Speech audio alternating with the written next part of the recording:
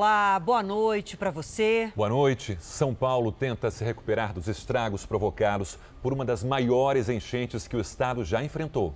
Na capital, a terça-feira ainda registrava pontos de alagamentos, mas os paulistanos já puderam começar a limpeza e também a calcular os prejuízos.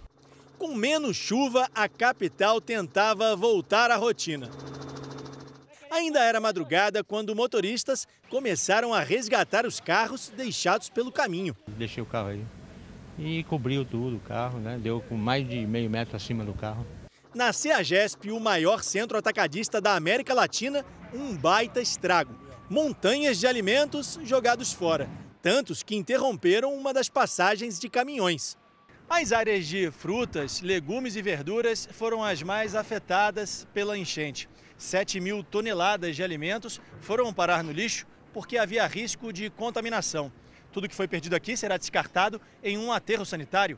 O prejuízo passa de 20 milhões de reais. Se demorar muito tempo para iniciar o processo de comercialização, a tendência é que esse produto também ou perca valor comercial ou perca qualidade. Mesmo com as perdas, a empresa que administra a central de alimentos descarta o risco de desabastecimento. A população tem que ficar tranquila em relação aos alimentos que saem daqui, porque existe um controle muito grande desses alimentos que estão aqui. A empresa contratou caminhões extras para fazer a limpeza, que já dura 24 horas. No entorno da CEAGESP também foi um dia de muito trabalho, que o repórter Emerson Ramos acompanhou desde cedo. Equipes na rua para tirar a lama e desentupir bueiros. Mas ainda havia alagamentos. E o único caminho aqui para os carros era a calçada. Nessa concessionária de veículos, esforço dos funcionários para limpar tudo e tentar reabrir a loja. Em outra revenda, ali perto, situação ainda pior. Nem havia como começar a limpeza. A imagem de ontem mostra a água invadindo o prédio. A avenida em frente parecia um rio. Esta escada aqui leva aos andares inferiores da concessionária e pela marca que ainda tem aqui na parede, a gente vê a que altura a água chegou. Ela ficou a apenas 2 degraus de invadir também o térreo da loja. Agora baixou um pouco, mas aqui pelo outro lado a gente consegue ver que a água ainda chega quase no teto do andar de baixo, ou seja, não dá nem para ver o tamanho do estrago, só para imaginar. E aí tem uma oficina com equipamentos eletrônicos, deve ser impossível recuperar, além de um estoque com pelo menos 40 carros. O dono diz que o prejuízo pode chegar a 5 milhões de reais. Na mesma avenida, quem também calculava o quanto perdeu com a enchente eram produtores, que não conseguiram entrar na CEAGESP. Na calçada mesmo, colocaram as verduras à venda. Uma carga aqui vale o quê? Uns 3 mil mais ou menos. Se eu conseguir fazer 1.500 tá bom. Só para não levar prejuízo total mesmo. Vai uns 3 meses para recuperar agora, não. É complicado.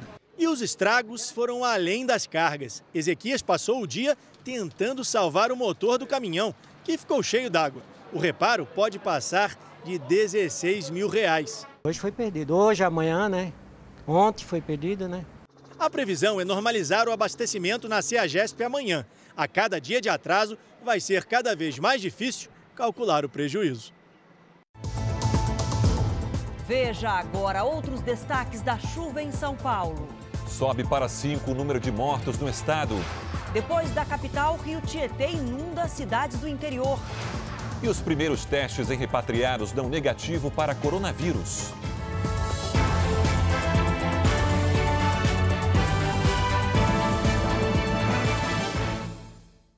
Oferecimento Ágora. Investir transforma incertezas em planos. Invista com a gente.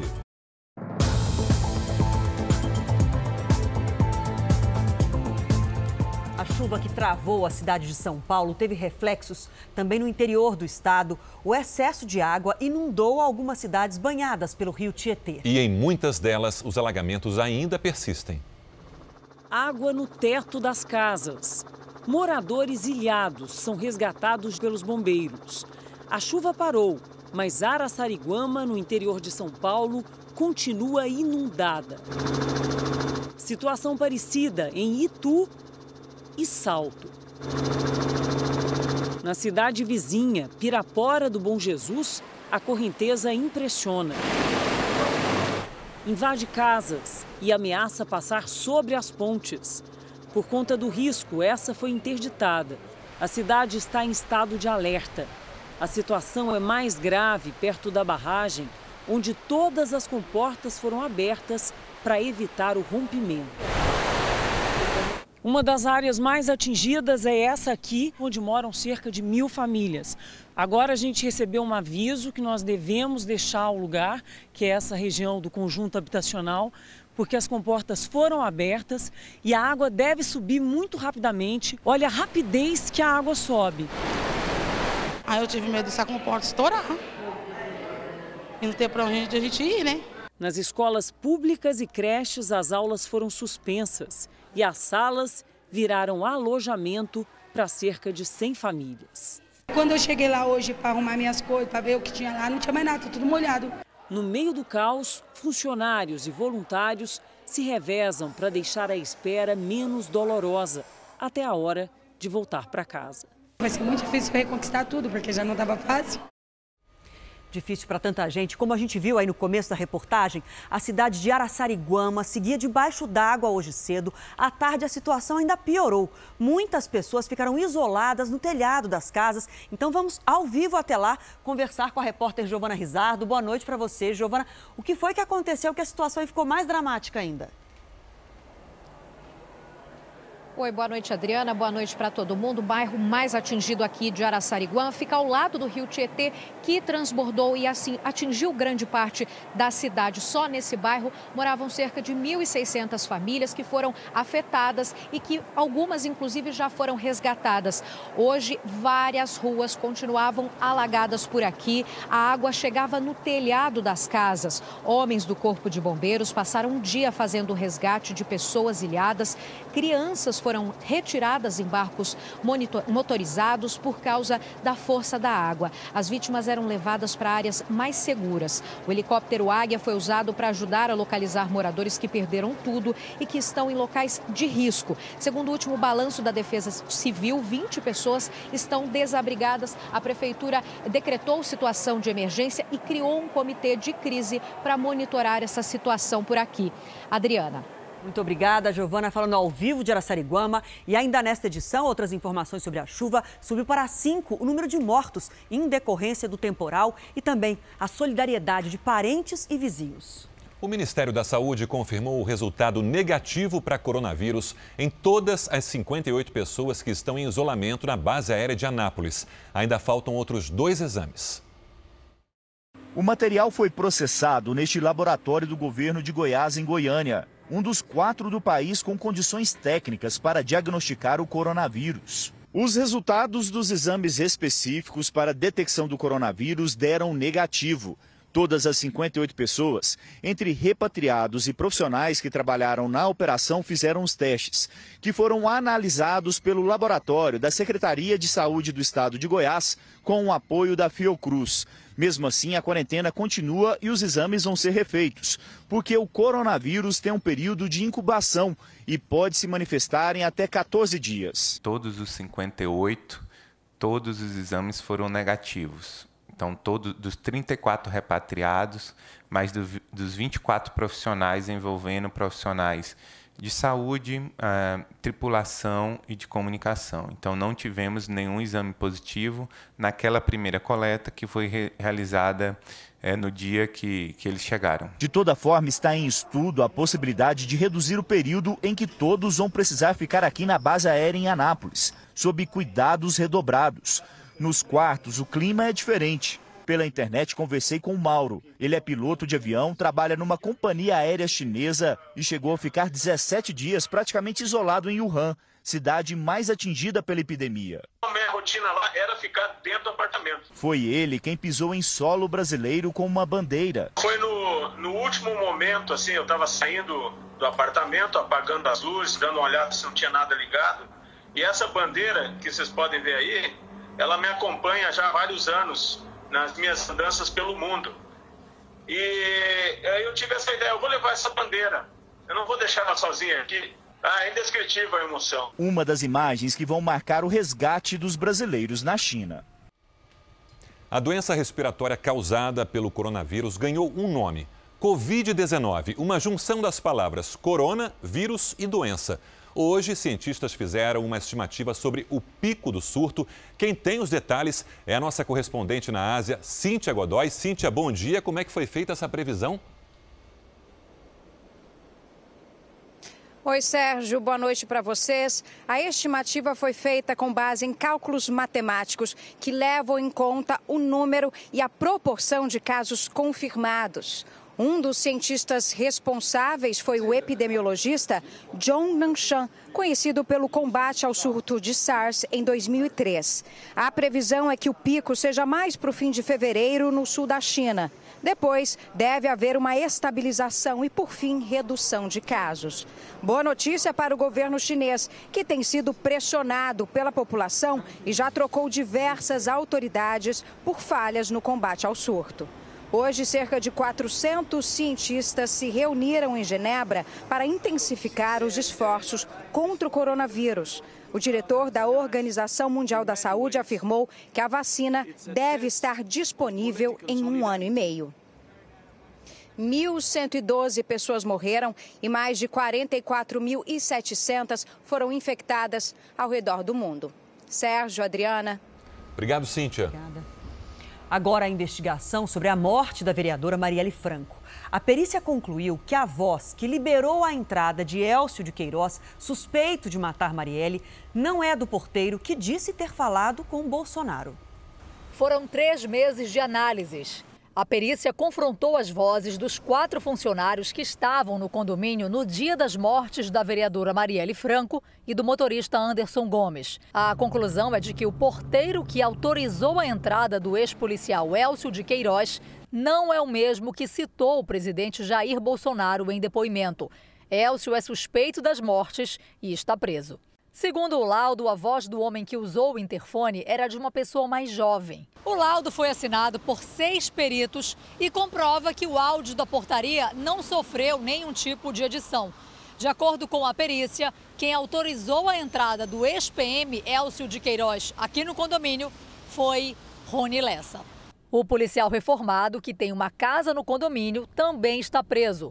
O documento mostra que a ligação foi feita para a casa de número 65, a residência de Lessa. A investigação começou depois da versão do porteiro-chefe de que a liberação de Élcio de Queiroz foi dada pelo presidente ter sido contestada. Agora a polícia investiga se o porteiro mentiu. O presidente Jair Bolsonaro assinou hoje o decreto que cria o Conselho da Amazônia. E comentou o resultado da perícia nos áudios da portaria do condomínio em que morava no Rio de Janeiro.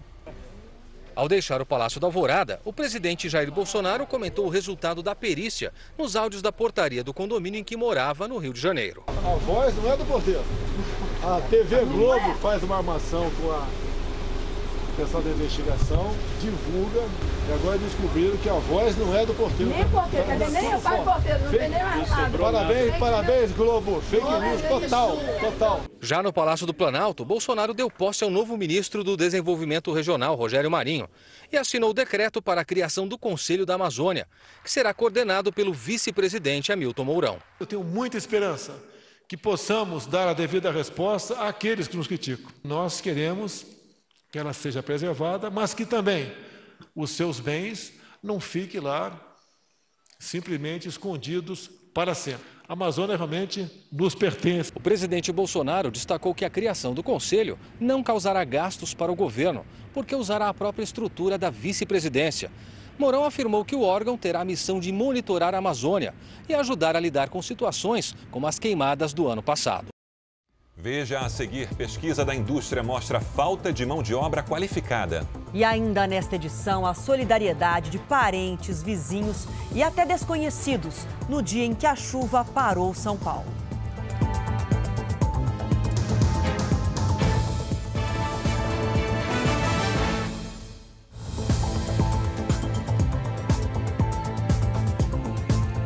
Governadores se encontraram hoje com o ministro da Economia, Paulo Guedes. Em discussão, a proposta do presidente Jair Bolsonaro de zerar os impostos sobre combustíveis.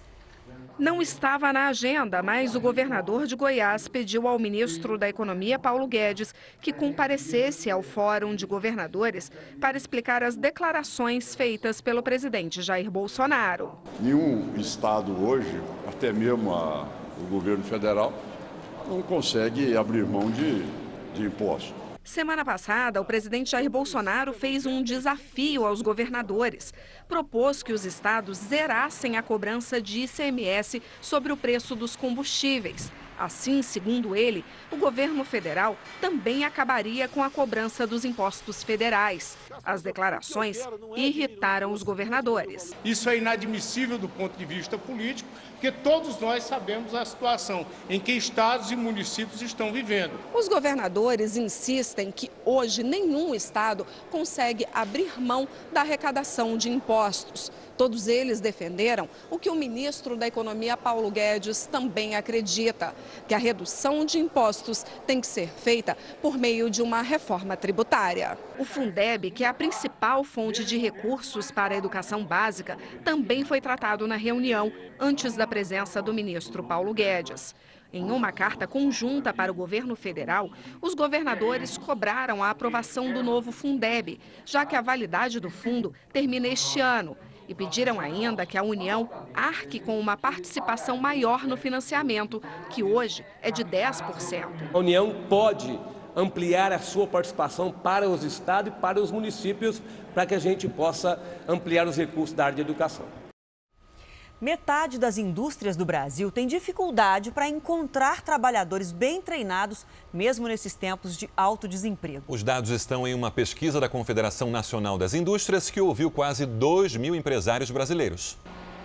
Leandro tem 30 anos e até o ano passado não tinha profissão. Nesta fábrica de móveis planejados, conseguiu uma oportunidade.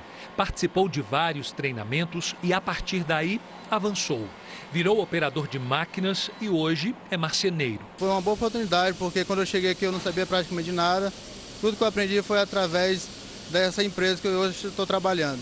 Na fábrica são 80 funcionários. A grande maioria seguiu os mesmos passos do Leandro. Foi treinada. O dono da fábrica explica que achar gente qualificada é um grande problema. É ruim porque você tem que primeiro treinar a pessoa para depois botar ele para produzir, para ele dar lucro. E se ele viesse treinado, já começava imediatamente. Pesquisa da Confederação Nacional da Indústria aponta que no Brasil, 5 em cada 10 indústrias enfrentam a falta de trabalhadores qualificados. O setor de biocombustíveis é o que mais tem problema para achar mão de obra preparada. 70% das empresas dessa área dizem que não encontram com facilidade profissionais qualificados. Em seguida vem o setor de móveis, vestuário e a indústria da borracha. A pesquisa aponta ainda que a falta de mão de obra é uma reclamação da maioria dos empresários em 4 das 5 regiões do país, com exceção do Sudeste. Dos entrevistados que reclamam da falta de treinamento dos funcionários, quase todos dizem que a falta de qualificação tem reflexos no desempenho das empresas. Eles não aprendem, não têm uma boa qualificação de matemática nem português. Isso dificulta fazer o próximo passo, que é fazer educação profissional. Veja a seguir ao vivo de New Hampshire a apuração da votação do Partido Democrata para disputar a presidência dos Estados Unidos. E o último suspeito no caso da família morta no ABC Paulista se entrega à polícia, que deve indiciar 5 pessoas.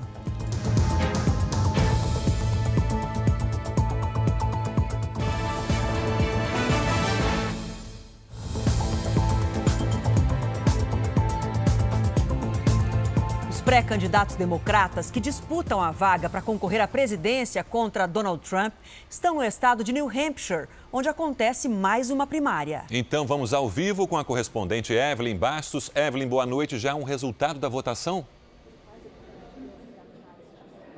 Oi, Sérgio, Adriana, muito boa noite para vocês. Ainda não, viu, mas a expectativa é que a partir das 10 horas da noite esse resultado já comece a ser divulgado. Mas as pesquisas já apontam 2 favoritos, o senador Bernie Sanders e também o novato Pete Buttigieg, que daqui a pouquinho chega aqui nesse ginásio para um comício onde ele vai aguardar a contagem dos votos.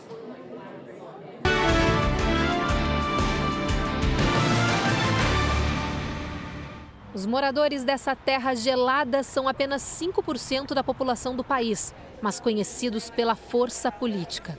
New Hampshire foi um dos 3 estados que se rebelaram contra o domínio britânico durante a Revolução Americana e a primeira colônia a estabelecer um governo independente.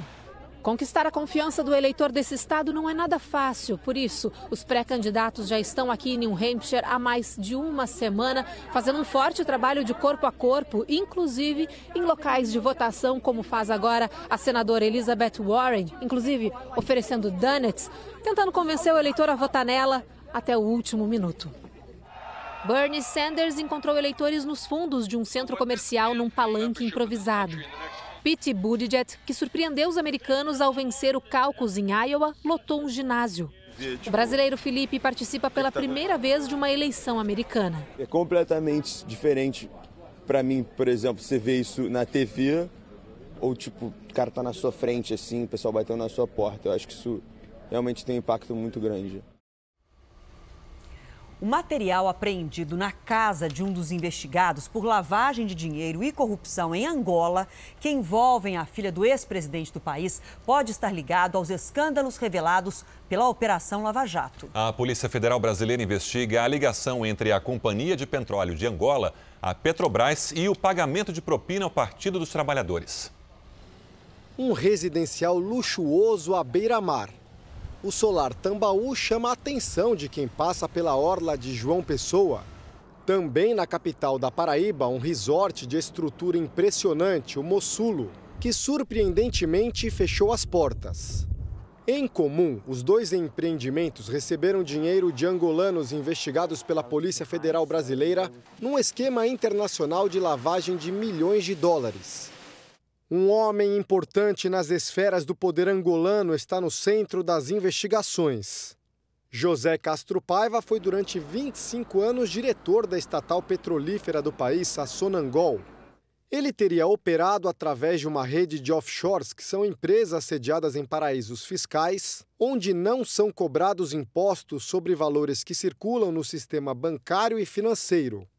As offshores teriam sido usadas para desviar dinheiro de corrupção na África e financiar o residencial e o resort aqui no Brasil. Castro Paiva seria, na verdade, um operador ligado a Isabel dos Santos, considerada a mulher mais rica da África. Ela é filha do ex-ditador angolano José Eduardo Santos, que ficou quase 40 anos no poder. O inquérito sobre lavagem de dinheiro angolano em terras brasileiras mostrou que os esquemas de corrupção na África podem estar diretamente ligados ao escândalo na Petrobras, investigado pela Lava Jato. No celular apreendido pela Polícia Federal, durante buscas em endereços de José Castro Paiva, há trocas de mensagens reveladoras. O relatório da Superintendência da Polícia Federal na Paraíba, obtido pela revista Cruzoé, e ao qual o Jornal da Record também teve acesso, traz conversas entre o operador financeiro e alguns interlocutores. Entre eles, o então vice-presidente de Angola, Manuel Vicente. Em uma das mensagens, Ana Paula Grey, ex-presidente da Comissão Executiva do Banco Angolano de Investimentos, mostra a preocupação com as delações da Lava Jato. Ela escreve em inglês que as coisas que o cara da Petrobras tinha para falar são um pouco assustadoras. E continua, espero que não nos contamine. Castro Paiva responde, espero que não. A conversa é de 2016. Naquele ano, Nestor Cerveró, ex-diretor da área internacional da Petrobras, revelou para o Ministério Público Federal da Lava Jato os valores envolvidos na compra de blocos de petróleo em Angola por 300 milhões de dólares e que parte do dinheiro retornou ao Brasil em forma de propina ao PT. Desse dinheiro, em torno de 40 a 50 milhões de reais vieram de volta para o Brasil para apoio ao PT. E essa negociação foi feita pelo então ministro Palocci. Como é que o senhor sabia disso? Eu soube disso através do presidente da Sonangol, o Dr. Manuel Vicente, que atualmente acho que é vice-presidente de Angola. O ex-vice-presidente angolano Manuel Vicente é quem aparece nas trocas de mensagens com o operador Castro Paiva. O ditador angolano José Eduardo Santos tinha uma relação próxima com o ex-presidente Lula. Durante os governos do PT, além dos investimentos da Petrobras, o BNDES realizou empréstimos a Angola e construtoras brasileiras como a Odebrecht fecharam contratos no país. O ditador angolano José Eduardo Santos deixou o poder em 2017. Ele e a filha bilionária Isabel são alvos de investigações do atual governo do país. O presidente João Lourenço espera trazer de volta o dinheiro desviado para outros países, como o Brasil. Nós estamos a trabalhar, estamos a lutar pela recuperação dos ativos que alguns dos nossos cidadãos indevidamente retiraram do Estado e colocaram ao serviço de outras economias. Portanto, são ativos que estão a dar emprego fora da Angola, estão a servir outras economias e não a economia angolana. A assessoria de Lula disse que o ex-presidente sempre atuou dentro da lei e que todas as denúncias não passam de perseguição judicial. A Petrobras afirmou que trabalha em colaboração com as autoridades e que é vítima dos crimes desvendados pela Lava Jato. O BNDES informou que Angola pagou ao banco o financiamento de 3 bilhões e 200 milhões de dólares. O PT classificou as acusações como mentiras de um criminoso confesso que apenas quer obter redução de sentença. A polícia vai indiciar 5 pessoas naquele caso do triplo homicídio em São Bernardo do Campo, na Grande São Paulo. Vamos falar ao vivo com a repórter Camila Busnello, que tem as informações para a gente. Camila, boa noite para você. Quem são os suspeitos? Boa noite, Adriana. A filha do casal assassinado, Ana Flávia Gonçalves, a mulher dela, Karina Ramos, além de Juliano de Oliveira Ramos e Guilherme Ramos da Silva. Outro suspeito, Jonathan Fagundes Ramos, se entregou ontem em Praia Grande, no litoral paulista. Para a polícia, foi ele que comprou a gasolina usada para incendiar o veículo da família. Os pais de Ana Flávia e o irmão dela foram mortos e tiveram os corpos queimados. Jonathan e Juliano são, inclusive, primos de Karina. A polícia ainda não concluiu o inquérito, mas já sabe que pelo menos os 5 suspeitos presos serão denunciados à justiça. O delegado também vai pedir a prisão temporária, a prorrogação dessa prisão de Ana Flávia e Karina por mais 30 dias. De São Paulo, Camila Busnello. Obrigada, Camila. Voltamos a falar sobre a chuva. No interior de São Paulo, subiu para 5 o número de mortes em decorrência do temporal. Todas as vítimas estavam viajando no momento dessa chuva. Na rodovia Marechal Rondon, em Botucatu, uma cratera se abriu. Um caminhão passava pelo local e caiu. Epaminondas Macedo Souza, de 50 anos, que dirigia o veículo, morreu. O corpo dele foi encontrado a 1 quilômetro do local, perto de uma cachoeira, e teve que ser retirado com a ajuda do helicóptero Águia, da Polícia Militar. Ele não foi a única vítima em Botucatu. Hoje de manhã, os corpos de 2 irmãs foram encontrados. Elas estavam em um carro que foi arrastado pela enxurrada em uma estrada vicinal perto de um rio que transbordou. O motorista do carro onde elas estavam, um idoso de 62 anos, também morreu. Praticamente 270 milímetros de água, isso foi colhido na estação meteorológica aqui da Unesp. A cidade, ela não, por mais resiliente que ela seja, ela não comporta essa quantidade de água que acabou caindo aqui na cidade de Botucatu. No município de Júlio Mesquita, mais uma morte. Uma cratera se abriu na rodovia Leonor Mendes de Barros, que liga Marília a Ribeirão Preto. O carro em que estava Cláudio de Góes Machado caiu na cratera. Ele era funcionário da concessionária que administra a rodovia. No R7.com você encontra um material especial sobre como as enchentes recorrentes afetam a saúde dos moradores de regiões alagadas.